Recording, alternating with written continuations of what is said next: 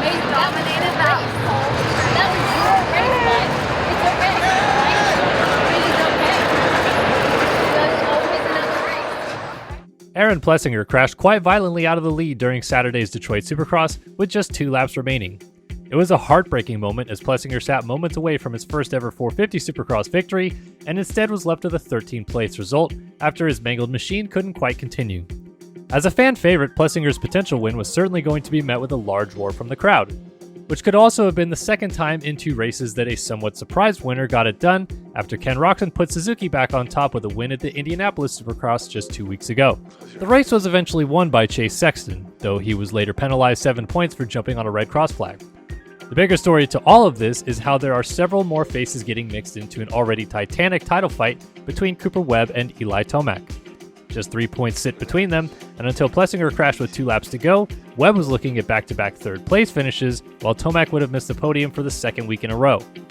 They eventually finished second and third behind Sexton, but it's clear there are other players that are going to factor in this championship fight. Starting with Plessinger, right after his loss, he spoke with Jason Thomas about his desire to rebound immediately.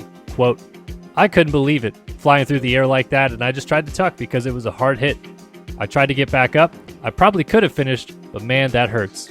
You know, get back up on the saddle and I'll get back up there in Seattle. I love it there, so don't count me out. I'm not done yet. I was riding so good. I'm so proud of my riding and I love these fans. I could hear them the whole way.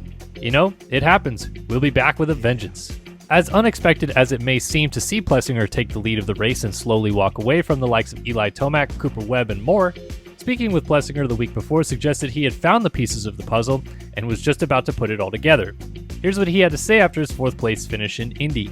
I mean, the team could tell I was having fun all day, and I just didn't really take it too serious. I hate when I do that. I think I did that the last 2 weekends. I was like, dude, I got a podium now. Which is not a bad mindset to have, but it doesn't work for me, I guess.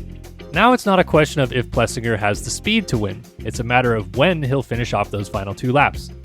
As he himself mentioned, Seattle is a great next stop for him to rebound, as he's only ever raced there twice and won both times on a 250 in 2017 and 2018.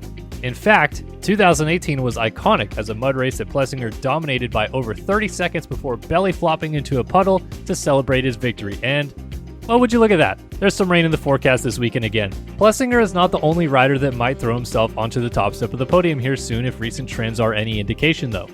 Justin Barcia has really come around in the second half of this season as well, running consistent fast laps to that of the leaders in the last 3 races. Almost won in Indianapolis before settling for second right behind Ken Roczen. But Barcia was able to straight up pass both Cooper Webb and Eli Tomac at one point during the main event in Detroit, before a rough few laps around the halfway point really slowed the train down. However, it's starting to feel like Barcia is just going to pull a win out of the hat here soon, which would make him the 5th different rider to win this season. And don't forget about Jason Anderson either. Despite a rough race at the end of Detroit where a crash pushed him down to a 10th place finish, Anderson has been the only rider to consistently challenge Chase Sexton for top qualifying honors of late.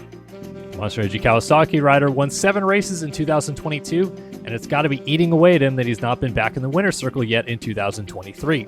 Perhaps things click for him again down the stretch. So now we have Roczen winning a race, Plessinger nearly winning, Barcia and Anderson both having reasons that they could win any given week, and Sexton still looking like the fastest guy every week with now 17 points that he has to make up to claw his way back into this title fight. None of those names are Webb or Tomac, who both have just been a tick off since finishing 1-2 at Daytona 2 weeks ago.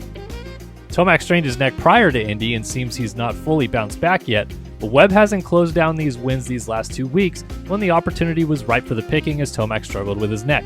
Why does any of this matter? Because historically we see the championship contenders really assert themselves after the midpoint of the season. Take just last year for example. Eli Tomac and Jason Anderson finished first and second in points. After Daytona, the winners were Eli Tomac, Eli Tomac, Eli Tomac, Marvin Musquin, Jason Anderson, Jason Anderson, Jason Anderson, and Jason Anderson.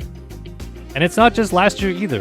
In the last 4 seasons, only 6 times out of 30 races did a rider who was not first and second in the championship win a main event after Daytona. It really is expected that the back half of these championships become a showdown between the title combatants. At least for this season, as 7 rounds still remain, Sexton in 3rd place is perhaps the only rider that might have a shot of getting back into this title fight, as he sits just 17 points down. Roczen, Anderson, Barcia, and Plessinger are all 43 points back or further. They really are just fighting for those individual wins, but a win for each of them would mean so much. Time will tell if this unique trend of non-title contenders battling out front continues, or if we see Tomac and Webb begin to assert themselves. But either way, we have one doozy of a title situation coming up in the final 2 months of this championship.